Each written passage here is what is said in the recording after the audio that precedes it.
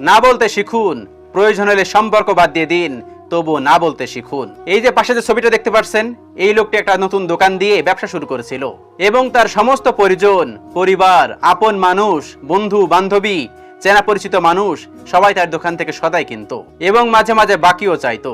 কয়েক বছর পর এই সব বাকি মিলে বড় আকার ধারণ করে। এখন দেখতে পাচ্ছেন এই দোকানের অবস্থা। যখন তার না বলা দরকার ছিল তখন সে না বলেনি। কোনো সম্পর্ক বাদ দিতে হলেও সেখানে না বলা দরকার। এখন তার ব্যবসা ধ্বংস হয়ে গেছে। দেখতে পাচ্ছেন ছবিটা? কখনো কখনো আমরা হ্যাঁ বলি যেখানে আমাদের না বলা উচিত ছিল। আপনি হ্যাঁ বলে ভাবছেন আপনি মানুষকে সাহায্য করছেন, কিন্তু আসলে আপনি হেরে যাচ্ছেন এবং আপনার কঠোর পরিশ্রম এবং ত্যাগ স্বীকার করছেন। যখন আপনার সময় খারাপ যাবে তখন আপনি এই বাকি টাকা চাইবেন, তখন দেখবেন সবাই আপনার থেকে মুখ ফিরিয়ে নিচ্ছে, ঠিক এই দোকানদারের মতো। এক সময় তার না বলা দরকার ছিল, সে না বলতে পারে নাই। তার পরিবার, পরিজন, বন্ধু বান্ধবী, কাছের মানুষ তার দোকান থেকে